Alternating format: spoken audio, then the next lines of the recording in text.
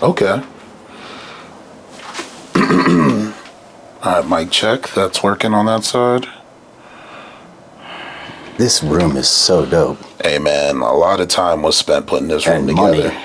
Yes. Because behind most of those photos that you see on the wall, I had to pay someone to put in real screws because I wanted to make sure, like, especially when it comes to the bigger pieces of art, that they're very secure and we're not kind of sort of spending money in the wrong places.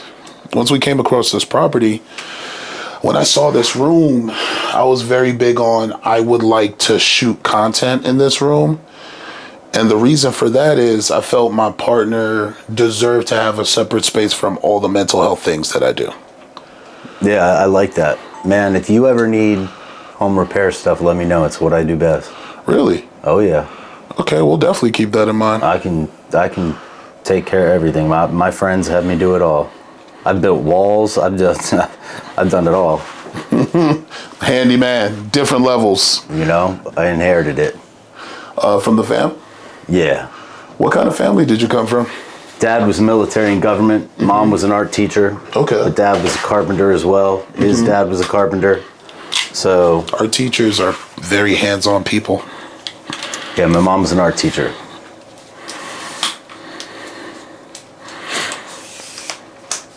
What was your favorite subject growing up as a kid?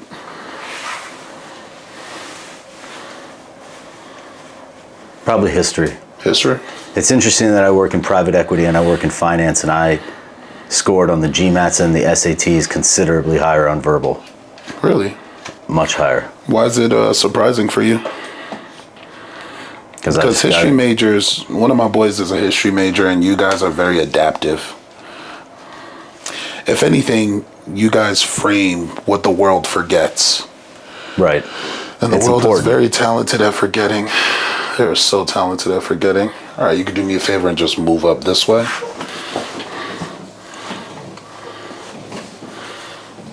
Then we're going to have you turn this way. Because conversation-wise, we just face each other as we're talking. Yep.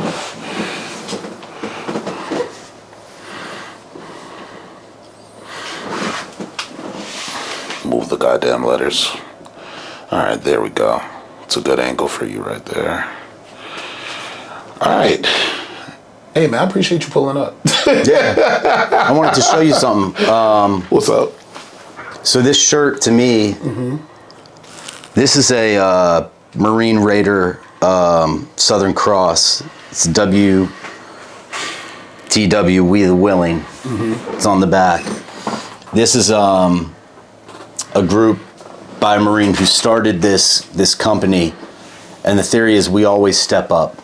And as a kid, he learned that it was important to be there for folks and a community.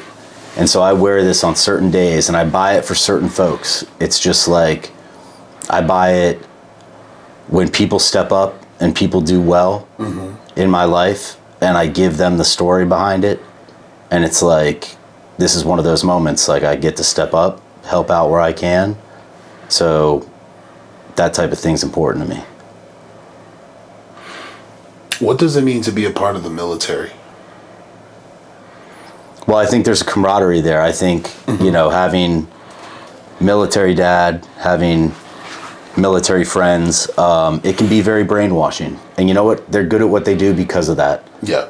There's no doubt. And the real hitters, the guys, the special operations guys, will tell you the same thing. You know, they don't sugarcoat it. You have to buy in, but it's your life. Yeah. If you don't buy into that system, you're either outcasted or you're dead. And you know, it's the biggest regret of my life not having done it for just a period of time. I wouldn't want to do it for my career, but would have loved to have done it to. I now look for ways to give back, and it's not. I think there are better ways for me to give back outside of the military. Yeah. So I regret not doing it, but I made the right decision not to do it. But, you know, I look at those guys and I see a fraternity that lasts forever. They take care of each other in jobs. They take care of each other in life. And trust me, I have, you know, plenty of qualms. I have plenty of shit I'd diss them on too. But they do have each other's back, and they've taken me in as part of the fraternity, and so I've been lucky to have that. Is there, coming from a family background, especially when it comes to the military, is there more of an incentive to get it done as soon as you can, or how is that growing up as a military kid? You know, my dad was only in for a few years during Vietnam, and he was in Army intelligence. His brother was an SF guy, Special Forces guy over in Vietnam, and wouldn't let my dad go that route. Had him go into Army intelligence. We don't know what he did, but my mom got out of him one day. She said, all right, you were in Pakistan, you were in Afghanistan during that time period. You weren't in Vietnam. Were you doing something with the Cold War? And his only response was, if you weren't in Vietnam at the time, you were doing something with the Cold War. So I've asked him, you know, it drives my nephews and everybody crazy, and my cousins, that he can't say what it is. But I did ask him once, does it apply today? And he said, yeah. Do you ever think that's for your own protection also, in terms of the family, and still keeping information tight? Because, like, you no longer being in the ranks doesn't mean that information doesn't affect the next generation that's coming up. No, absolutely. Yeah. I think you're absolutely right. And I think for him, it's just living by that code. Like, he could look up and see if it's declassified, and he just goes, till they tell me not to, you know. So I said to him once, I go, someone holds a gun to your head, would you tell him? And he goes, I'll sing like a bird.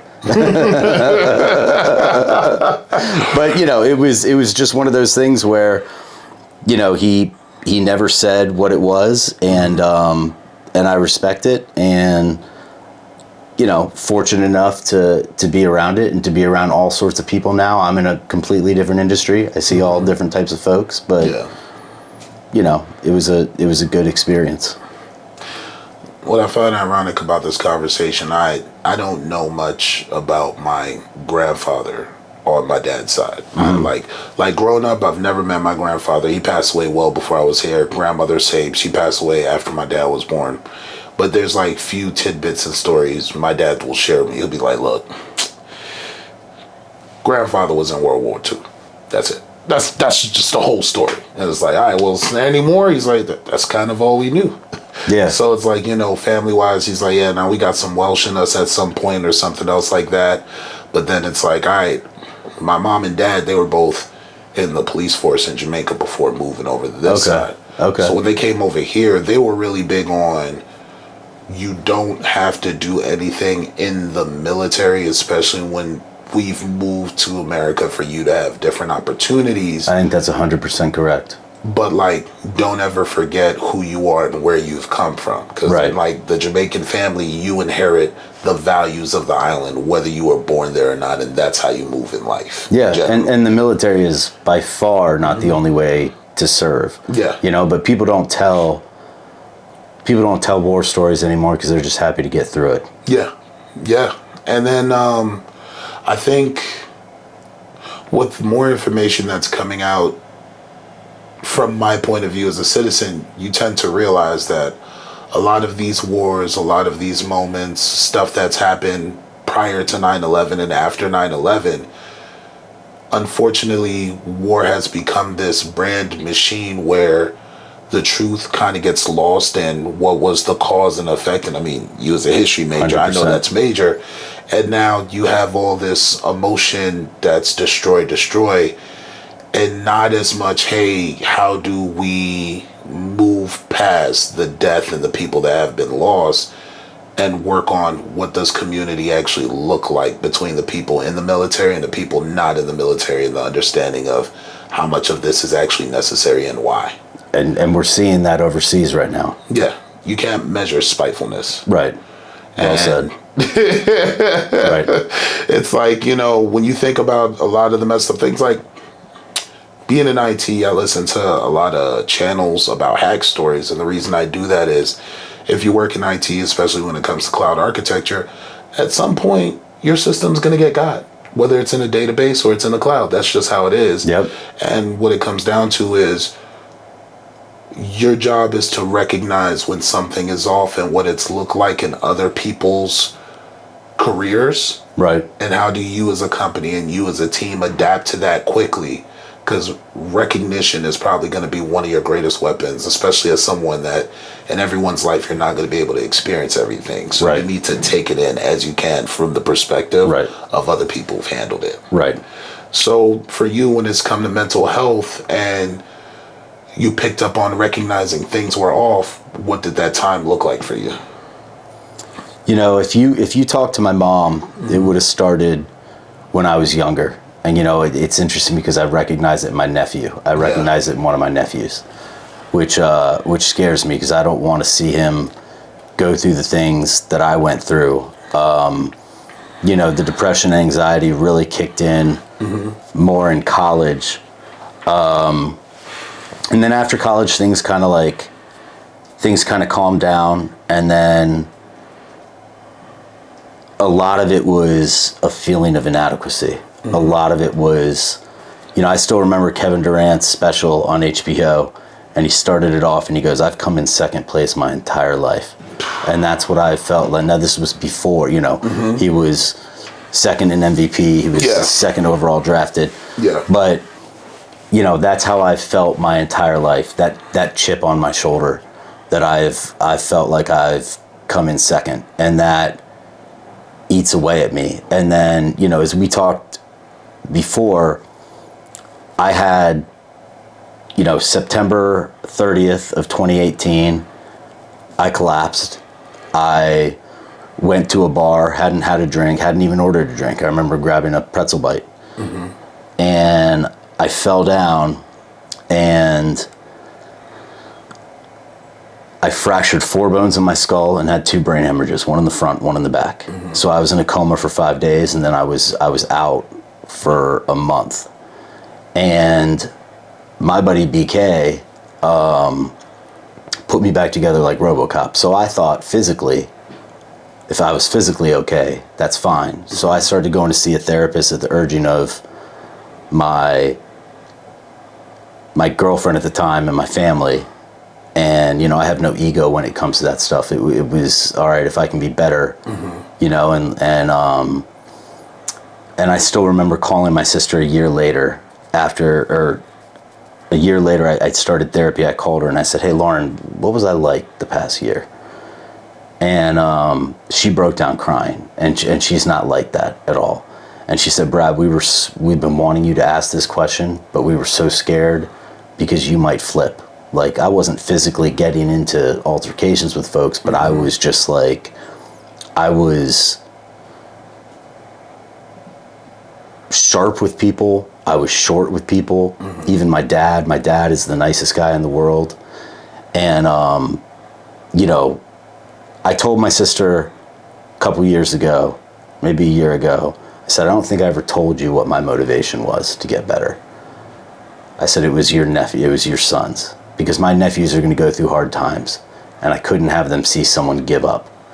And some of those times, you know, effectively what happened was I was dating a woman for 5 years, and I fucked up. I thought I needed a change in life before I was starting to see a therapist, and I broke up with her, and I can still feel that fire on my face of that conversation. I still go back to it. November 17th, I still remember it every year.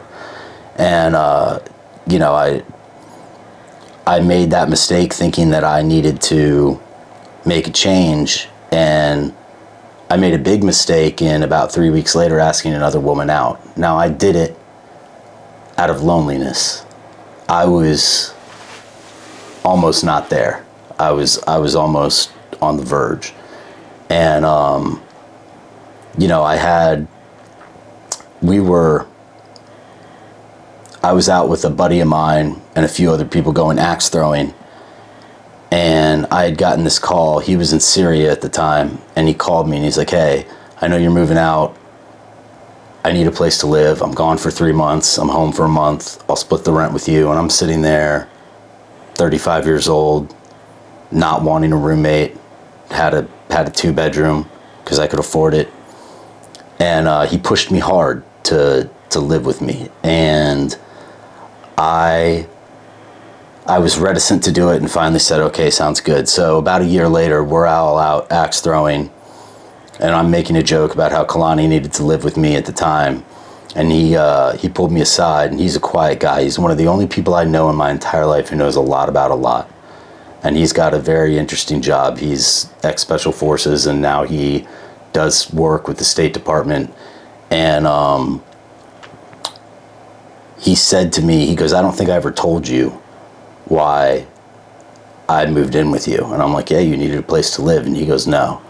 He goes, I saw what was going on with you in talking to you. And he goes, I didn't think I'd have you by the end of the year.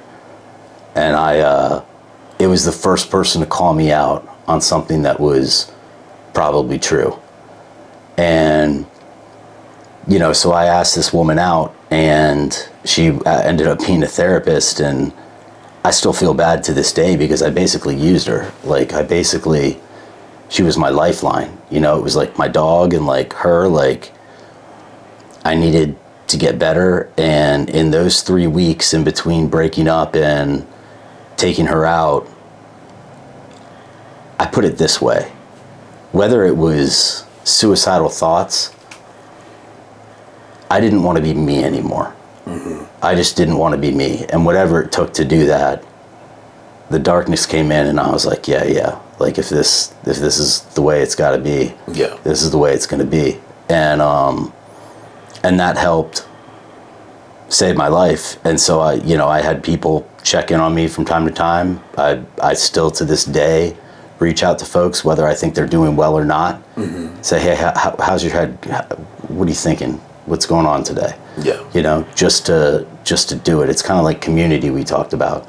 And it's like there's therapists and there's that type of work, but that community, I'm so fortunate that I have a family that has my back and friends that have my back. Mm-hmm. And without them, I wouldn't be here today. And that takes a lot to admit. It's a hard thing to say. Do you ever look back and wonder if these moments and thoughts were always there to begin with before that breakup? The reason I ask this is I had a friend who they struggled with suicidal ideation, and I remember there was one distinct time that they told me, they was like, yeah, I always struggle with it ever since I was like a kid in high school, way before becoming an adult. So like before folks let them down, there were a lot of moments they were already pushed to the edge, and they had to get themselves together because people weren't understanding the totality of what they were going through or just how bad off they were. I think in my case, no. Mm-hmm. That never really hit. I think what hit was me making poor decisions and me trying to find a way to live with that and cope with that. And those dark days were so dark. And I mean, I have them to this day where it'll be 1 or 2 days that are dark, and I always think, like, I'm so scared of the drop. Like, is it going to happen again? Like, that feeling, you know? And there's no way of knowing, you know?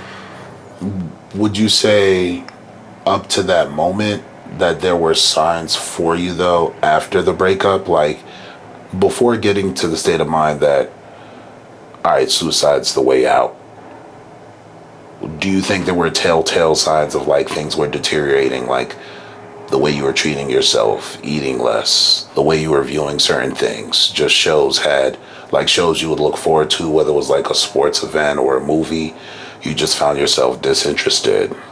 I was trying to find ways to escape, if anything. Yeah. And I would do that by 2.5 hours in the gym. And it helped ruin my relationship in a lot of ways too, because I just wasn't home. Mm-hmm. And it was just me escaping home and me not feeling myself and not feeling like I needed those wins in any way I could get them. Yeah. And if that meant the gym, you know, it was like it wasn't happening at work. I mean, the cause of my accident, you know, they look for everything: drugs, alcohol, cancer, aneurysms. All of that stuff tested negative, and they chalked it up to stress. And so I still remember going back a month later to the neurologist And, it was really funny the way it was like a long table and it was me on one end, him on another. Yeah. My girlfriend sitting there, 4 residents behind him. It was like House of Lords. They could have sat on the side, but he had them sitting in the back. And the way I deal with things is humor. So I made a joke about it, and I'll never forget what he said. He goes, "You need to fucking take this seriously, because these 4 people behind me may never see someone like you again." And so... That's a heavy statement. Yeah. Yeah. That was a...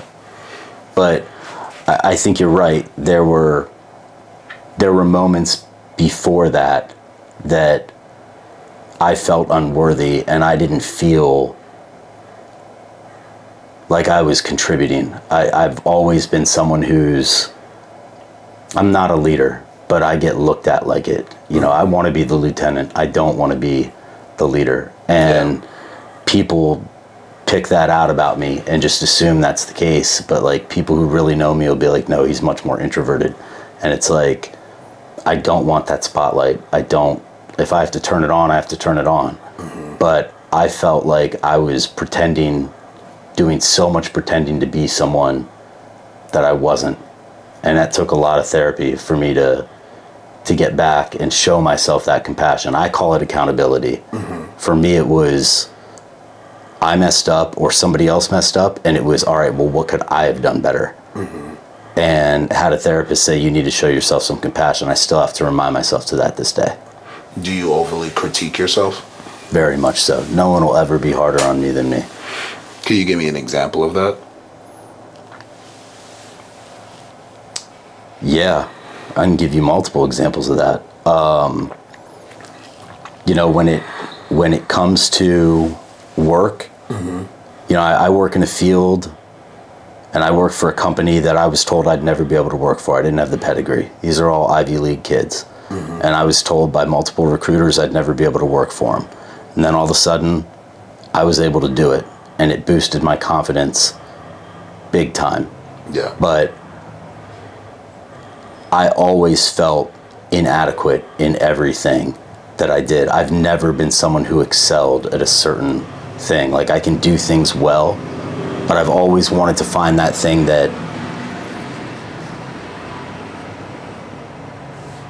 where I feel like I fit in and I'm home when I do that. I've kind of thought about things on a very macro level. 3 things that are important to me in life: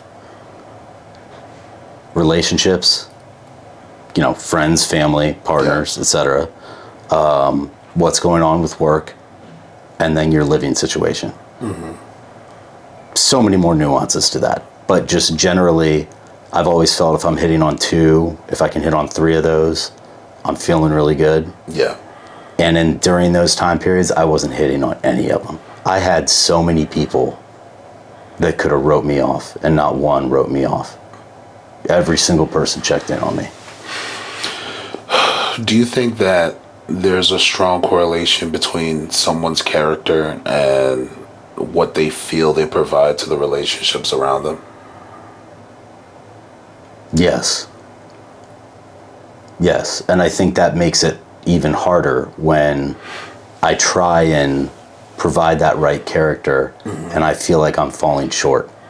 I'm always feeling like I'm not good enough, like I could do more. Currently now? Even now. Yeah. Even now. Do you ever... I'm not going to ask about your therapy sessions. I feel like that's private. No, please. Okay. You're fine. Has your therapist ever given you advice on how to change your approach of things that are going on around you and how that may impact bettering the relationships? Because I think what you may be dealing with is, as someone that does construction work, when you hit a nail, you need a certain amount of feedback. And for you may be lacking in the feedback department of, is this really making a difference the way that I'd like it That's to? right. Like, they look happy, but if I leave, is that smile going to be a little bit less? Yes, absolutely. I very much feel that way. And I've gotten feedback from therapists from that standpoint, and I'm not good at taking it. You know, Okay. if there's exercises that I'm supposed to be doing, I kind of sit there and I'm like, oh, this is bullshit. Like, Yeah. and it just hasn't, none of them have clicked with me. That, you know, it's like there's a couple phrases that have stuck with me, which is depression lies and, you know, show yourself some compassion. So I've kind of lived by those. But in terms of taking steps, I haven't found something that I've bought into, that I literally go, okay, this makes sense. Because I feel like I suffer from inertia. It's not laziness, it's inertia. It's like I'm stuck on this rock and I don't know how to take that step off that rock Yeah. to get, and you know, it's the whole journey of 1,000 miles starts with one step. But I'm so paralyzed by, all right, if I start doing this and this doesn't work, then I got to go back to square one. So I need to make sure I do this right. So I researched the hell out of things. And I just haven't found a way that has spoken to me, that excites me, that gets me where I need to be. Have you ever learned to fail? I've failed a lot. And I don't think everyone learns from each failure. Like, you know how there's people who's like, Right.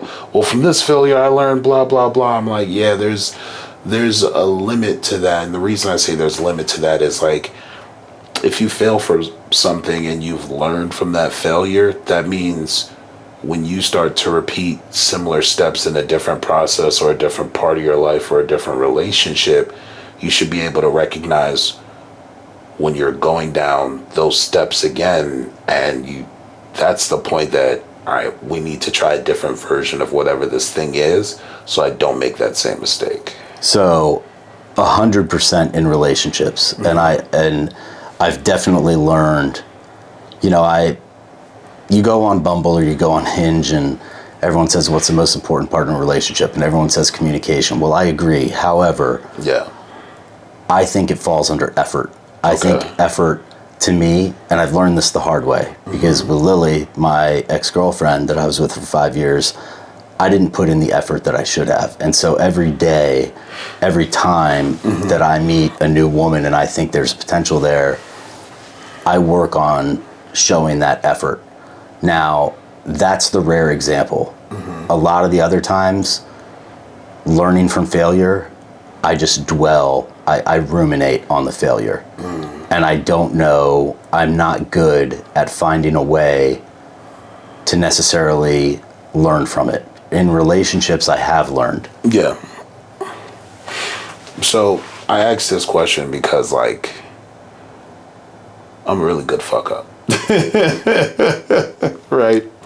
And when I say that, I mean, like, in a lot of my relationships, I could pinpoint the moment that the relationship was over in most of my relationships, right?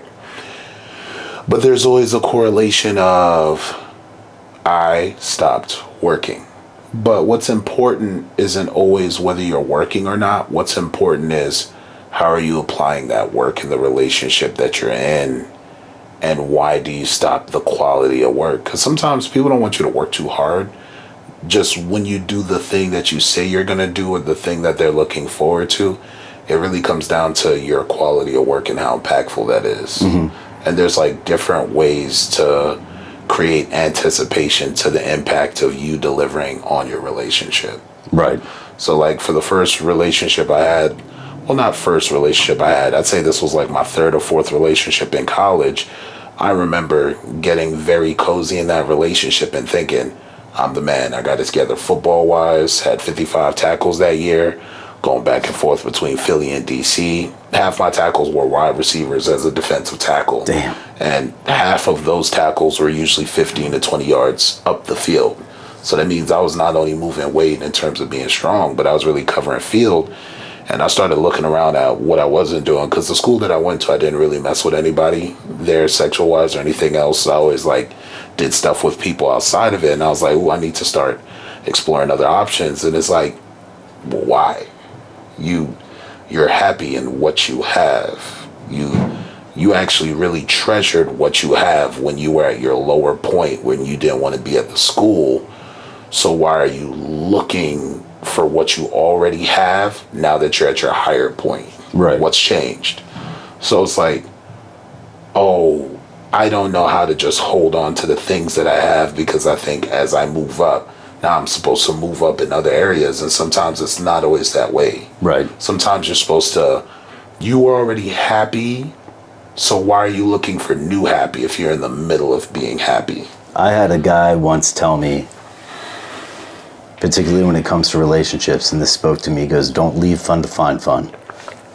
If you are, you know, and so it's like I take that into account, and when I find a woman that I'm excited about and I'll continue to date her, you know, I give that opportunity, because that's how I would want to be treated too. And, you know, I was talking to a friend the other day about the difference between men and women when it comes to relationships, and it was this Instagram like woman who was just like, men start from zero and then have women, it's almost like guilty until proven innocent. Yeah. You know, and then women start from 100. And I wrote her back and I said, it's interesting because I'm the opposite.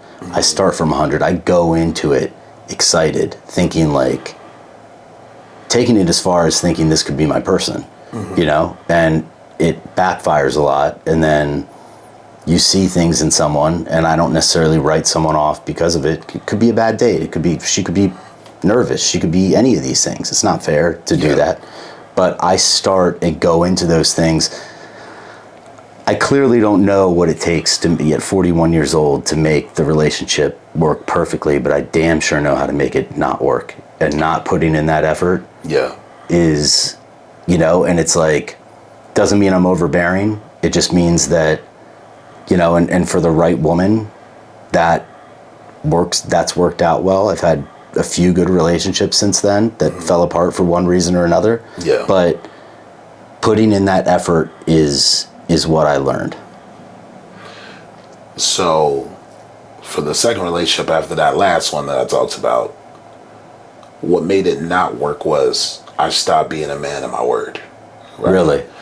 How so? So when you're doing pro tryouts, especially as the person you're the provider of your own life, like you're working jobs and you're paying for training and you're going to work and you're managing a relationship, you don't have space for anything else. So the people who are with you, they go from being your cheerleader, now from your cheerleader to your corner man, and then from your corner man to, all right, you said you were going to be doing this for X amount of years, but every time your finish line comes closer, you keep moving the goalposts. Right.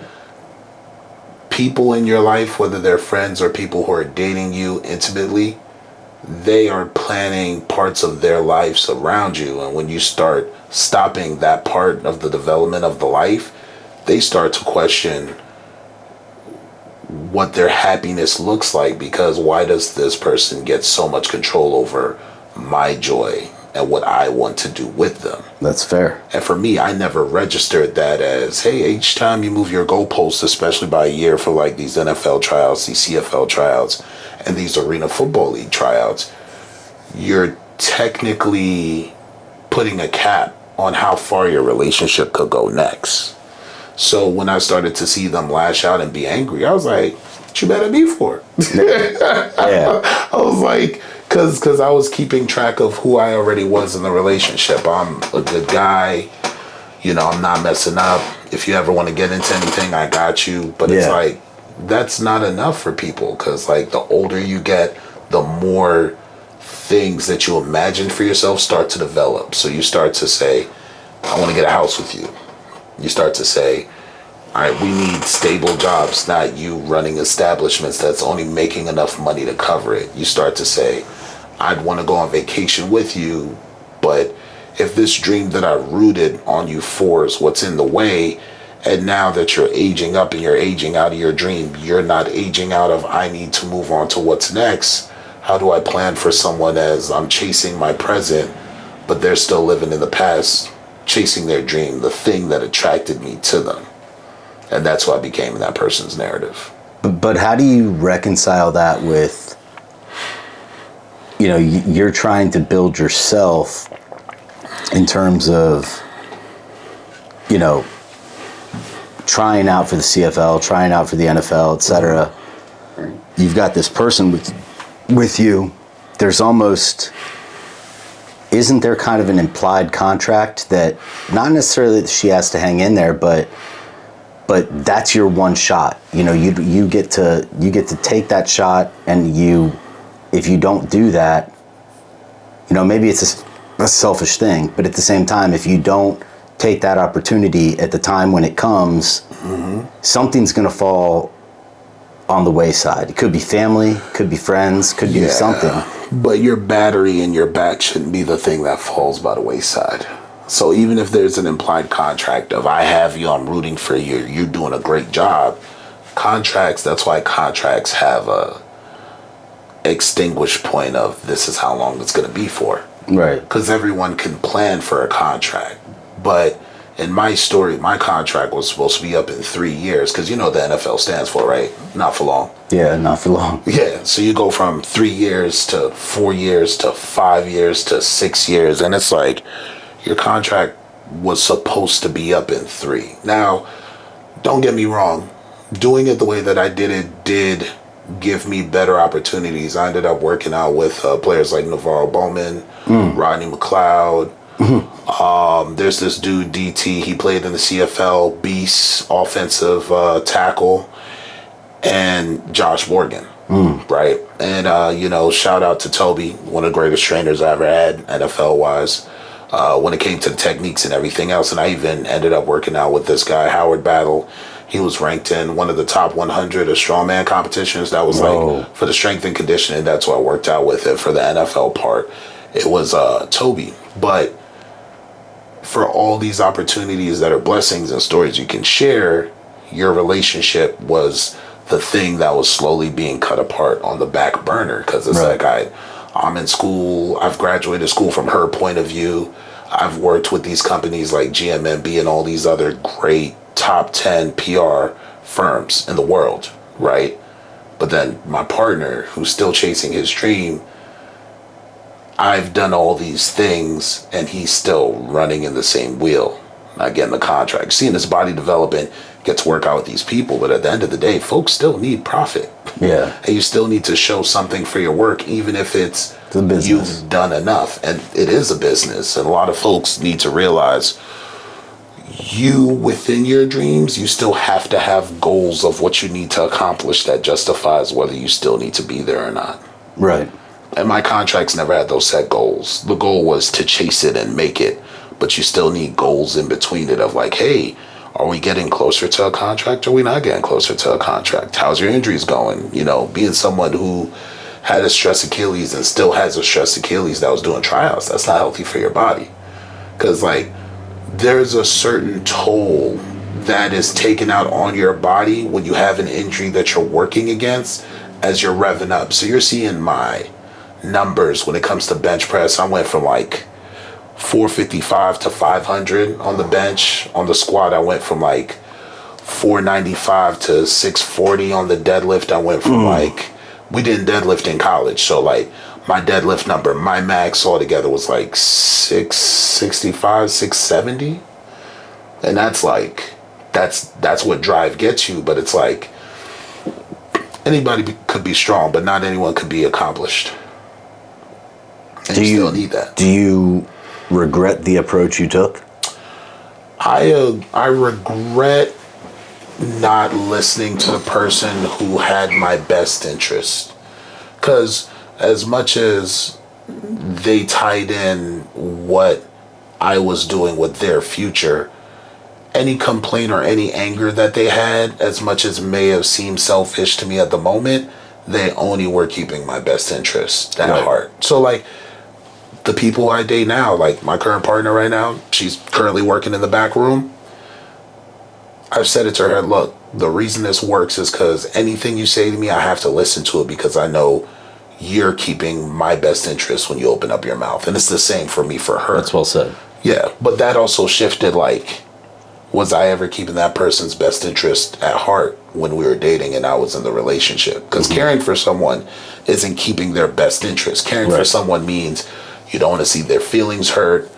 You have their back like you need to, but that doesn't mean the things that bothers them, you let that bother you in the same way, especially when it's yourself. Say that again. That's you're saying that caring for someone doesn't mean you're keeping their best interest at heart. Right. Right. So when you care for someone, you're like, all right, this person's allergic to dairy. We can't have any dairy. It's going to make them too gassy. That's uncomfortable. Right. Right. Caring for someone is like, all right, so they say they want flowers, and make sure to have flowers every other week because they like flowers. Right. But keeping their concerns in mind means, all right, they have anxiety over my savings account being below $2,000. So I maintain that $2,000 even though it's my account, because they're planning a future of, if I have $2,000 and they have $2,000 when we go shopping for a house, you put that $2,000 towards the house because we both got great credit scores. Yeah. Keeping their values and their concerns in mind is, there's a particular friend who's no longer my friend that they've warned me about, and instead of listening to their, hey, be careful of that person because they have a thing for you, but they don't want to come into the relationship and step in between what that relationship used to be, you still let that person hang around and do these things that makes your partner feel uncomfortable. Right. Because of your friendship.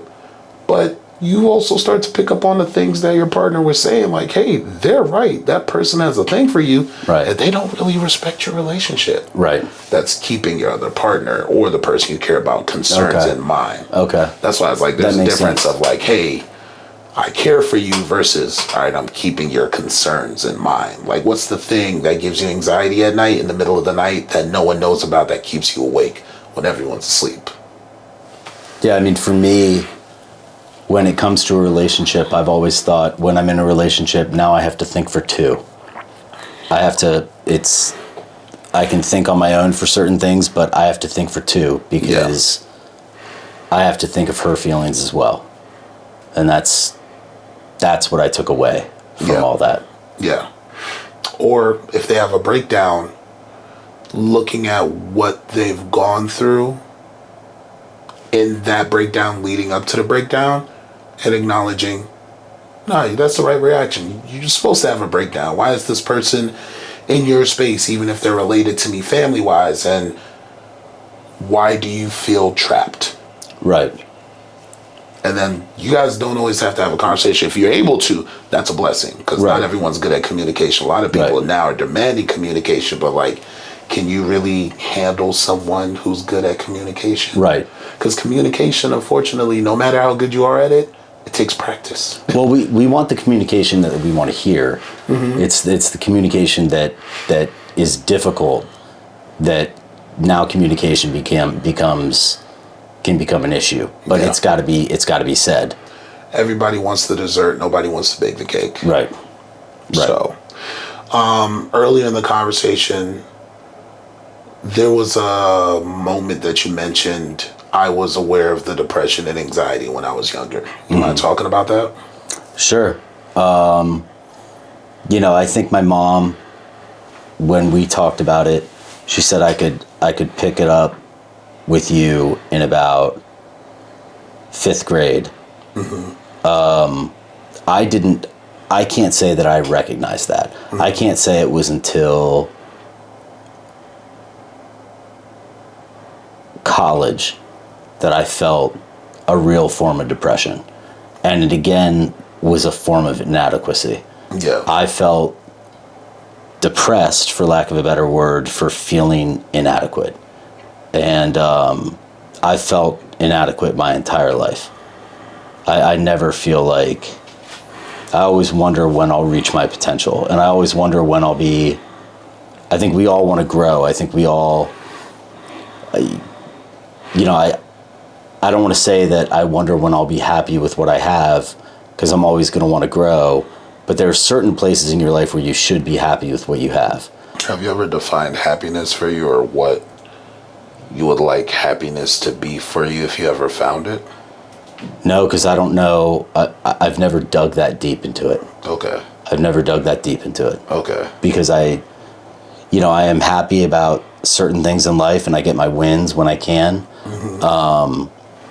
But I can tell you that given the past 5 years with work and what's gone on and things been hit or miss, having the perfect job isn't going to make me perfectly happy. I get that.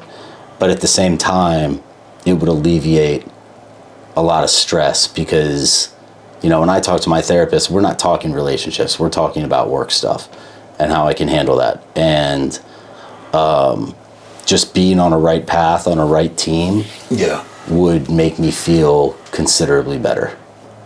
And so, no, go ahead. No, and again, that's not the panacea. That's not what is going to drive all my happiness. But in terms of what gives me anxiety and the depression right now, that's been the focus. That's been the issue. Yeah. So once I find that, I worry that it'll be something else.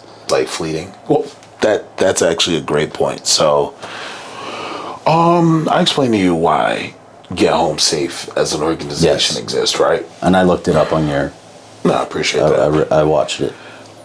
So there's actually one video that's like deep in the stacks that I went back to the older videos that when I first started Get Home Safe and the work that we did, because I realized you need one video that just explains everything. Because when people ask you what the org is or all these things that you're doing, you don't always want to have to say the whole entire story. Right. Because that is an emotional roller coaster that technically you shouldn't be revisiting too many times in a week, a month, or a year. Just because it reinforces that. Mm-hmm. Yeah.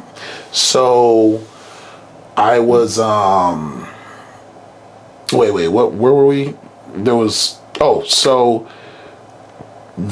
was something you just said. When I lost my person at that time, I was telling myself, I'll never be afraid again. I won't be afraid of anything. Nothing will ever be as bad as what I went through when I lost them. And there's a little truth there. But then as you start to find other moments of happiness, right, when you start to build new relationships that you never thought you would have, there's a fear that comes in because for me, I was like, oh, I'm allowed to be happy again. I'm allowed to enjoy life and want to live again. And then one day it struck me and I was like, oh, I have things that I'm afraid to lose now again. And that's, to me, that was like, oh, it doesn't just stop. Right. It's always going to be something new. It's always going to be, at some point, if I lose this thing that I'm standing on foundation-wise, there's a good chance I could drown again. Right. And then at a certain point, I was like, well, you did want to be happy again. Yeah. Yeah. That's just all it came down to being. It's like, now my new fears are like, hey, what happens when I lose my parents? I don't want to envision the funeral or having to bury them or to take care of the property after they leave in New Jersey. And then it's like, well, what if something happens to your sister? And then it's like, oh my God. So instead of it just being the very small spectrum that it is, it now reaches out to people who you've learned to care for that haven't replaced that person per se, but these are people that exist in the hollowed area in your heart that people don't have access to. Right. Right. No, and I get that. I mean, I think of it in terms of my dogs, what kind of dogs do you have? I have a pit bull and a Doberman. Okay. My pit bull is named Dobby and my Doberman's named John Wick. Mm-hmm. So awesome. Yeah. So what a greatest movie. But all because of Dobby, and I had him for 10 years, and during the rough parts of my life, because of him, I believe in angels, and not the kind with wings, but the kind that bring you home when home becomes a strange place. Mm-hmm. And he brought me home. Yeah. He brought me home. He continued to bring me home. And, I worry about that drop. I worry about that that situation, you know, and I worry about my parents and my sister and all that. And, you know, I think, again, maybe the downside, maybe that's not the way to say it, but That's your honest feeling, though. yeah, it's that feeling of being so fortunate to have them. What happens to me when I don't? Yeah. Yeah. And that scares me. And that's not just a coping conversation. No. Coping is something that's used for the in-between, going from one point to another, but what if there's not another point for you to go to? Right. That's what I worry about. Yeah. And that's just beyond a suicidal ideation. That's like, I've told folks this before, life is a big place. You understand that as you get older, and there's some people who learn that at a very young age. And us as humans, we have an arrogance that we think we could define things, and those things are going to follow the rules that we've set forth in front of us. Right. That's like, no. Right. No. No. I still do it, Yeah. but I know that that's not that's not the way it works. You'll be lucky if you get 20% of the things that you're looking for in life, and you're actually able to enjoy them in the full capacity that you think you should be able to, because there's a limit to what we can take in sensory wise. And that's what I wonder, is that 20%. You know, it reminds me of a Drake quote when he goes, I think I had a chance at love, and knowing me, I missed it. Like, that happiness, that happiness, that, you know, not relationship, but like that 20% happiness. Am I being overwhelmed by the 80% that makes me feel bad that I can't enjoy that 20%? Yeah. Looking for happy in the middle of being happy. Right. And I don't wonder about those things anymore. I usually just try to apply myself to the people that are around me as much as I can. And creating this platform is actually good for me, because I get to hear other people's perspectives of how do they see tomorrow. Like, there's a lot of folks who I have had conversations with that didn't make it, but like, I remember what those conversations did for me, and I look forward to what our conversations do for the right person looking to recognize things. Right. So when it came to depression, what did you recognize in your depression that would let you know, oh, I'm becoming depressed again?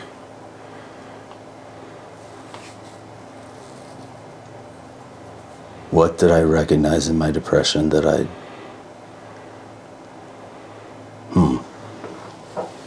I don't know how to answer that one. So you never have any telltale signs of like, oh, I'm in the middle of being depressed? Because usually when it comes to anxiety and depression, it's not always something we see coming. Sometimes it's something we wake up and we're like, oh, I'm depressed. I am currently there are depressed. days I don't want to get out of bed. Yeah. There are days, and it will be over nothing. It will be, I'll have things to do. I'll have important things to do. And I think that's the kind of chemical imbalance side of it, where it's not a situational depression, where there is no rhyme or reason for it. I mean, there are things I'd be down about, but they won't throw me into depression. Yeah. It's just there are certain days where I don't want to wake up. And I mean, a lot of those days are when I don't have much to do. I'm a schedule guy. If I don't have things to do, and I can't get up and get moving, those are dark days for me. Yeah. So the more the schedule's packed, the better it is for you. The better it is for me. I run on empty better than I run, with nothing on the schedule. Exactly. I can't stand it. Do you ever hope to move out of that feeling? Yes. Oh yeah. I'd kill to move out of that feeling. Is this something you and your therapist have had to talk about?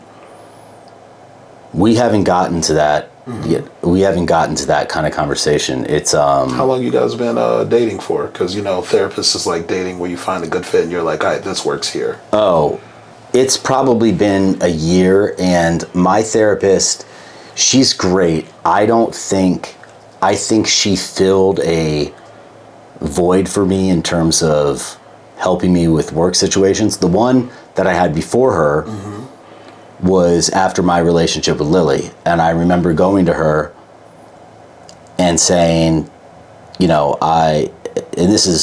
we talked about this before, finding a therapist is exactly like dating. Yeah. And for the people who are reticent to do it, and then they see the wrong person, and then they're like, well, I give up. Like, this isn't. But for me, it was finding the right person, and it was about 3 people in after my breakup with Lily. And I explained to her that 3 weeks later I went out with another woman, and she goes, I'll never forget. And she goes, Brad, I bet she thinks you're a real fucker. And I literally, I was like, all right, we're going to get along well. And she goes, but Brad, what you did is rebounded quickly and you were in a dark place. Like, don't be hard on yourself. Everyone does that differently. But it was just the fact that it was very visceral. She spoke to me like a human. And then this woman has been very good at kind of the work stuff, but I don't feel like I'm getting enough out of it. And it's time for me to move on to find someone else. I've been thinking about this because a lot of the things that we bring up here are things that I get more out of talking to you about it than I get out of talking to her about it. Yeah. Because I don't feel like she's got, I don't think she's in tune with, and maybe that's my fault because I have not explained those things well enough. Yeah. But I don't think she's in tune with what I really need. And that's a good thing that you're aware of that. I've had 2 therapists tell me I'm self-aware to a fault. As a therapist, that's very intimidating. Yeah. Because you're like, wait, so I'm supposed to give advice to the person who's self-aware of the things that's going on in their life, which means when I bring it up, they've already thought about that. And what you find is people that have already thought about something, when you bring it up, they're more reluctant to actually go deeper into that topic. Oh, I ruminate on things. I'll give you an example. I was supposed to hear back. The recruiter told me I had an assessment for a job last Thursday. Yeah. The recruiter tells me we're going to know by this weekend, by the holidays, what answer they picked. I didn't hear anything back. You know what my mind goes to? That was Thursday. Friday, no one's working. That's logically what happened. My mind goes to, oh, she didn't want to give me bad news before the holidays, so she didn't reach out. And so it's like, but that's where my mind goes. That's how my mind Snowball works. effect. Yeah. Going down the mountain. Yeah. I got you. Yeah, that's where my mind goes. Versus the logic of no one was probably in the office on Friday. No one discussed anything. And so it's like, yeah, no one wants to touch that work. Right, exactly. Yeah. You know, for me, it's everything. For them, it's just another number. So, but that's how my mind works. It goes to those negatives. I don't know if my mind's ever worked like that. I'm jealous. I think, but there's a double-edged sword effect with that, right? So what my mind does is when things like that happen, I'm very quick to just move on to something and not really care for whatever the opportunity was anymore, which lessens my drive towards it when they spin the block. Okay. Because I'm just like, look, I've checked out already. Like, emotionally, I moved on from wanting this opportunity. Right. And I just tell myself, there's better out there than whatever this is. So I'm just going to focus on that better. And that's what I've done is literally, I reached out to her today and, haven't heard back. And, but I've got 2 other big things coming up. I had an interview today. And so it's like cat and mouse game right there. Yeah. Now you're tugging my chain. Yeah. Because it's your responsibility to reach out to me. Right. And once I've done the due diligence to reach back to you and you're not even responding, no. Right. The hard no. Right. Hard no. I got other things I could worry about for fun. That's not this. Yeah. Right. Right. No, there's so many other things. And like job opportunities, life situations, it's like I just look at it as like, it's they tell a wide receiver in the NFL, you drop a pass, you got to get back out there, short memory. Yeah. So it's I try and have that short memory and I move on. Now I'll ruminate about it until I hear something. Later. But my immediate focus, my way of getting rid of anxiety is not to sit and have a drink, is not to sit and watch TV. It's to get things done. Yeah. You know, whether it's cleaning the house or whether it's, you know, making progress somewhere else. It's like, that's what calms me. That's what soothes me. And I know that about me. So it's like, in this situation, it was, okay, get ready for my next interviews. I've got 8 in one day on Thursday of next week. So it's like, I literally will, all back to back. And so it's like, I will prepare my ass off for it and let this one go. I reached out to her already. I emailed her. I called her today. I'll let it go from there and see what happens. But my mind has already let that go. Do you have a cap? In terms of what? Like for interviews, things you can get done in one day. Because for me, I know each conversation that I have, there's a chance these interviews could run for 2 hours when it comes to me and the stuff I do here. Right.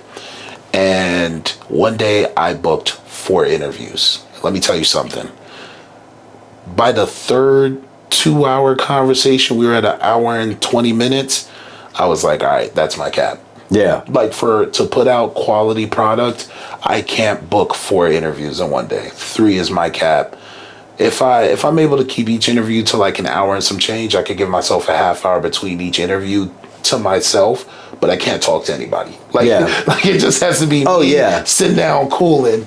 But like, do you know what your cap is capacity wise? Because like, unfortunately, you're good at what you do. I'm not worried about that. But there's a certain amount of, is your quality falling off a cliff after, like, let's say that 6th to 7th interview in the day, having 8 interviews for the whole day? It did when I had 8 interviews last time. And the last 2 guys, I was so mentally drained, and I thought I completely screwed it up with them. And it turns out that they said to the group, they grilled me. They grilled my ass, and like, they didn't laugh, they didn't do anything. And it turns out that they said later, they're like, that's the guy, you know. And it was like, but in this case, you know, it'll be from 9 to noon and then a lunch interview with 2 people.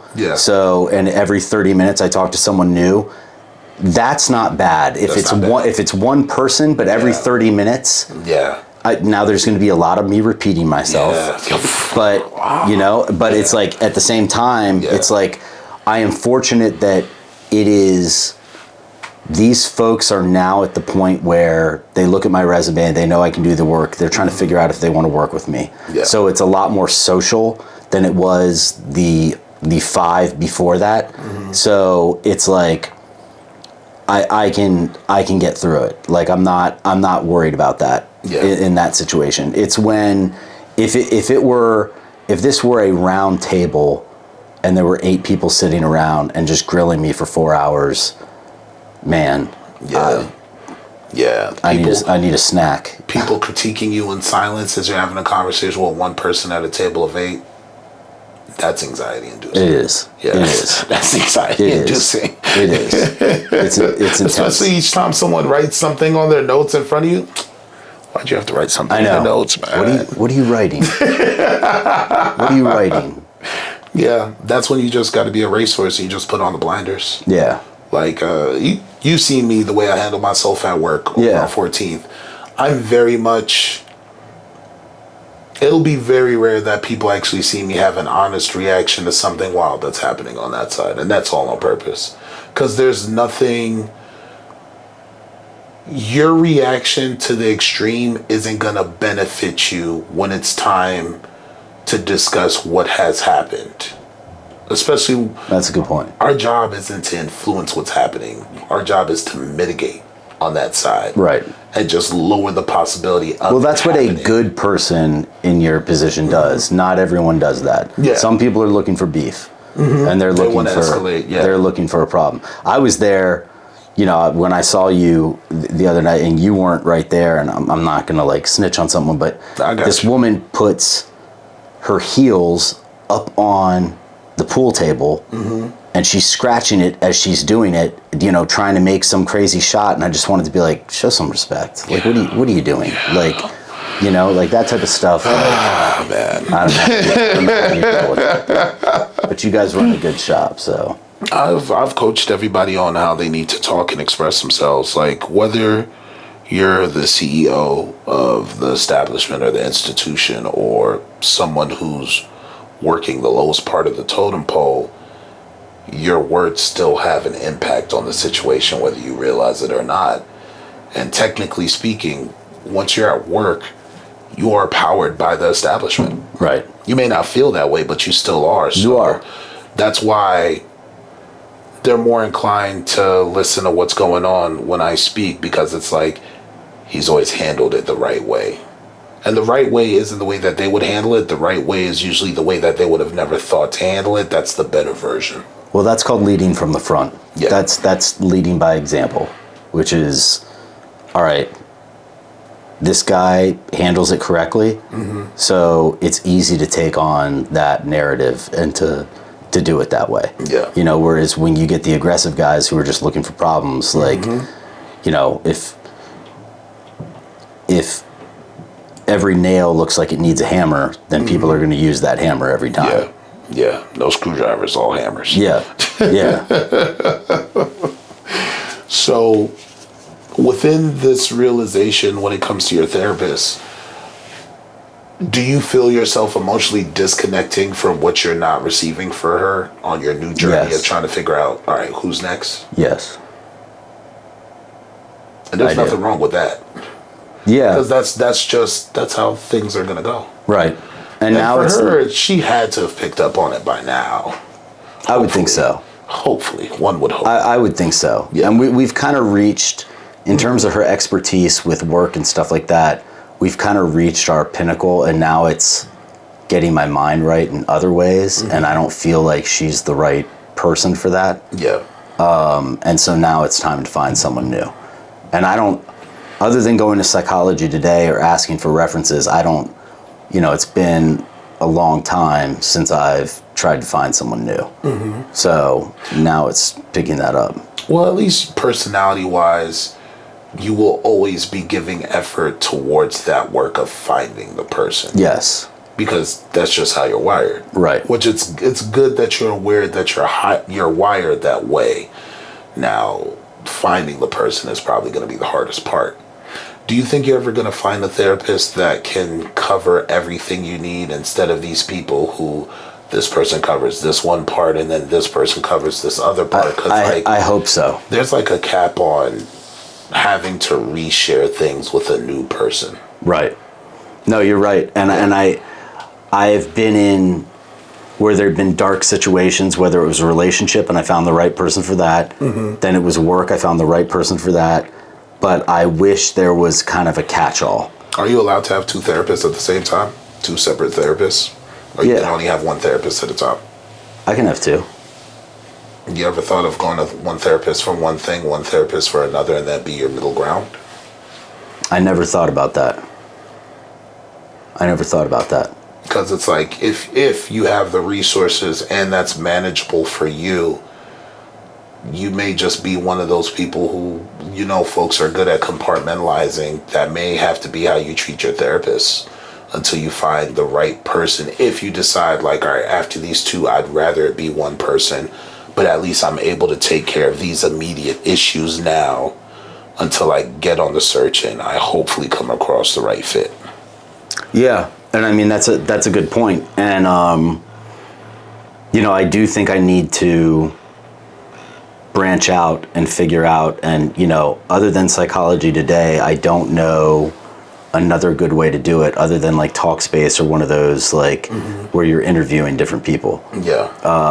But, you know, I mean, the other side of the issue is that psychologists are overworked right now. Not a lot of folks are they're not taking on clients. Well, let me tell you something, man. People have been overworked for quite some time on all sectors, not just therapy and mental health, but there's one company I don't ever advertise on this platform and tell people to go to, and it is the one that has the B word. And it ends in help. Oh, really? Yeah, they've overworked their therapists since day one, but they have such amazing branding and marketing power that no matter how loud the people are who are complaining about what they're not accomplishing on that side in terms of not protecting people's data and selling it to other companies, I just saw a well done commercial that they did last night on TV, and I was like, damn, the branding power is so strong. Yeah. Because I have therapists who I've worked with that have friends that say, no, they're definitely overworking people. They are giving people a workload that's way above what their usual workload would be. And then B, the clients are basically the people that are ended up on the short end of the stick and not really being taken care of correctly or heard, or they're not being taken seriously, or there's therapists that are just checking out in the middle of sessions and then you still get charged. Yeah. Or there's people who they decided to cancel their membership, but that company is still charging the counts. Yep. And it's like, that's what I recommend. I'm very big with the work that I've done. I'm very big on, hey, if we've gotten you help shouldn't hurt you. You shouldn't be getting help, and you getting help turns into a new anxiety because a company isn't doing its due diligence to do their jobs correctly. So what kind of recommendations do you have for people looking? I would recommend people to the therapists I've worked with, but all the therapists who I've worked with, they're currently booked. Yeah. And I usually ask folks, well, what are you looking for? Because I think you've realized this, therapists actually specialize in a certain topic. And most people think you just find a therapist and that's it. It's like, no, each therapist actually specializes in something. I'd love to find, if there's another one that I could talk to, it would be someone focusing on productivity and positivity. Productivity and positivity? Yeah. Do you mind if it's a man or a woman? I don't mind. I could reach out to some folks. Where's your insurance located? Is it in DC, Maryland, Virginia? I pay out of pocket. Okay. So you're open to that? Yeah. Yeah, if you come up with something, I'll ask some people and reach out and see who's available. And I'll probably have something for you. If I have something, you'll hear from me on Tuesday. If I don't, you won't hear from me on Tuesday. That's fine. Yeah, which is much better than what the lady told you for the job, which is crazy. Yeah. No, that's fine. I'd rather network through, it's like, I'd rather take those shots. I'd rather explore all options outside of the BetterHelps and the talk spaces of the world. Yeah, so you said productivity and positivity? Right. Okay. Actually, I think this is a good question for you. How many therapists have you had in the course of living? 3. 3? One when I was younger, and then I didn't start taking it seriously until 2018. From your experience, what would you say were 3 signs you had a good therapist that you were working with? The first one was a woman showing emotion when I was emotional. Like she literally hurt for you. Like So like empathetic? she felt that. Yeah, she was empathetic. Okay. The other ones is not judgmental. And I can give you one that was 2 that were not helpful. So I guess I've had 4. I'm not anti-religion by any means. I grew up Presbyterian. I'm Christian. Yeah. But I don't want to be preached about God and this needing to be me talking to God and this, it's like that doesn't resonate with me. I do my own prayers. I do my own stuff. Yeah. And I don't want that to be brought in. So I consider that the third as almost like a turnoff. But those first 2, that person empathizing with you, and that person not judging you, but also telling you like it is. Like having someone say, hey, there's another way to think about this, and being honest without holding back. I'm that kind of... I'm that kind of person. Like I don't want someone holding back from me. Would you say, do you think more people would benefit from having a therapist, or more people would benefit for keeping in mind that the resource is available?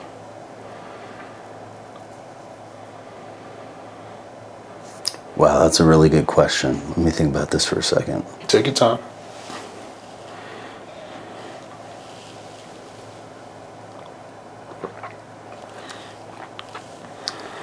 My initial thought, I'm going to go back on, I think knowing the resources available is what I would say. Yeah. I very much believe in people having therapists.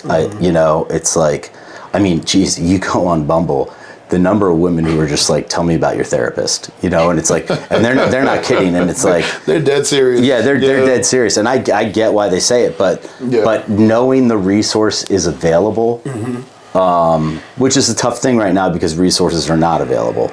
But I think more people would benefit from that. Mental health. Yeah.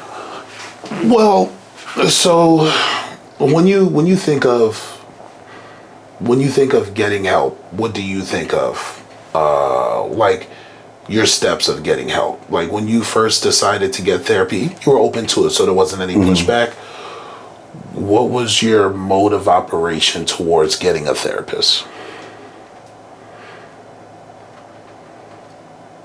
Really finding a different way to think about things, because I operated on what I call a default setting. That things, and when you operate on that default setting, that things have to be this way, they have to act that way, that's a dangerous place to be. And so getting out of that default setting, it's hard, but that was what was important to me, is finding a new way to look at things.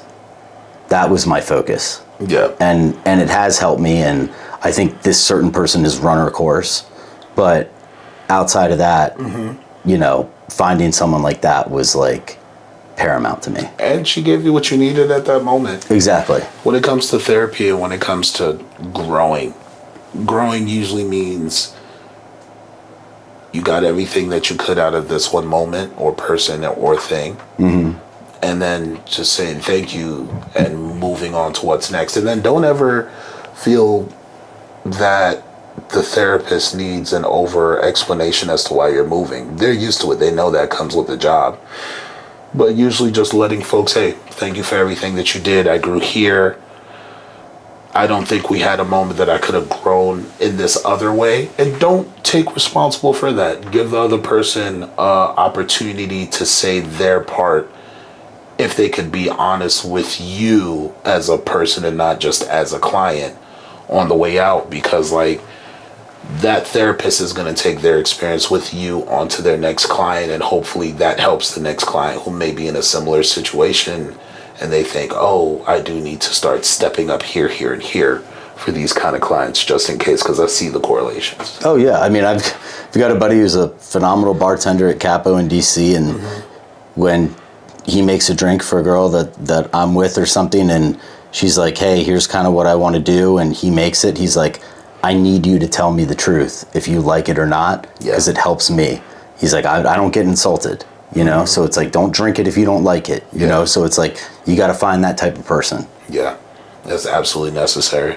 And I mean, with a lot of the work that we're doing now, I think there's just so much. The word content was always overused. When I saw the uptick on the word content and moderation and all this other stuff, I was like, oh, people are about to get lost in the sauce. We're about to all start focusing on the wrong thing. So like, sometimes there's videos that says, oh my God, how would you make a YouTube channel and blah, blah, blah, and all this other stuff. And I'm like, it's not necessary. Right. Having a plan and structure, that is necessary. I'll say that's necessary. But you as a person, and I apply this to all the things that I want to do, even the hard things, am I going to have fun? Right. It starts with fun. Even therapy, the hard stuff, that starts in a very uncomfortable place. Because to me, one of the most uncomfortable parts of therapy is you writing down what your problem is on a piece of paper that a stranger has to read. Right.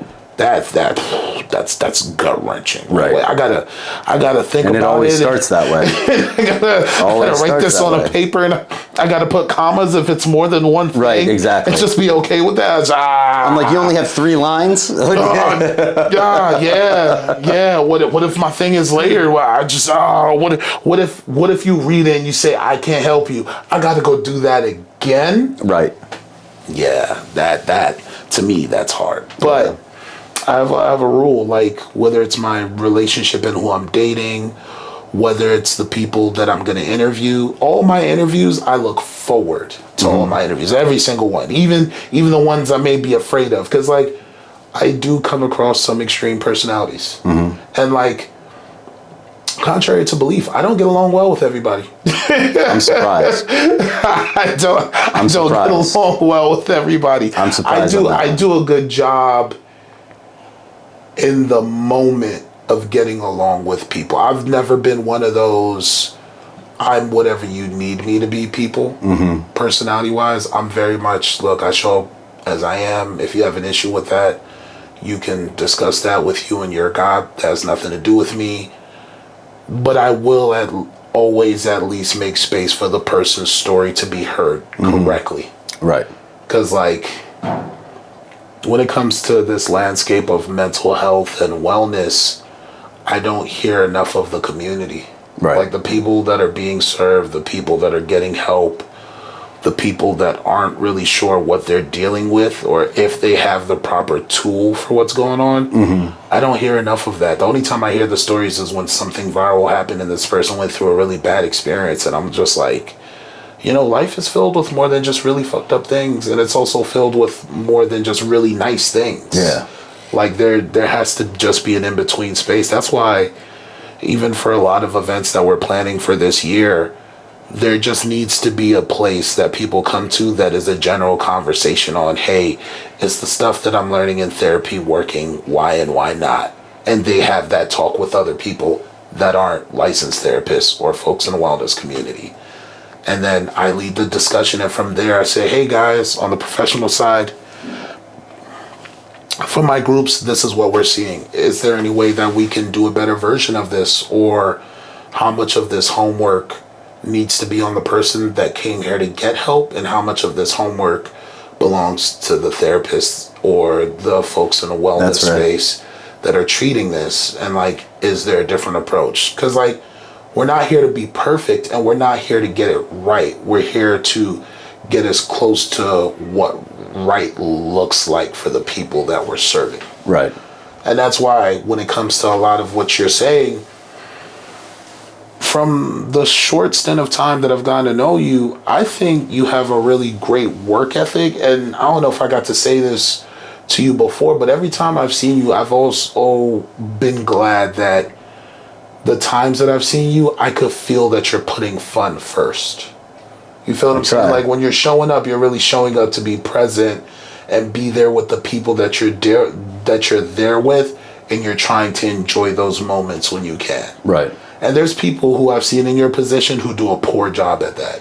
Well, that's why I go there. I mean, to me, it's like that's kind of my home base. Like that's kind of like where I go, and like there's games to play and activities. You get to know someone a little bit better that way. Like, yeah, I like that. It's a now Friday and Saturday nights I can't hang out with all the 25-year-olds. That's different. Those people are different. Right. That's a whole entire different flow of person. It is. Yeah. But I hope you're giving yourself credit for that, because I'm a really good judge of like, are they really having fun today, or is that that bottle, the bottom of the bottle, what they're searching for? Right. And it's like, you know, if they are, let them search for it. Yeah. Like everyone should be allowed to take their journey. There's become this toxification of overindulgence, and you shouldn't overindulge. But the people in that mindset, they stop you before you even taking your first sip. Mm-hmm. And it's like, nah, you got to understand where your boundaries are, where too much is in terms of each person needs to figure that out before they figure out, okay, what's a good spot for me to end off at. Right. So. I appreciate that. No, of course, man.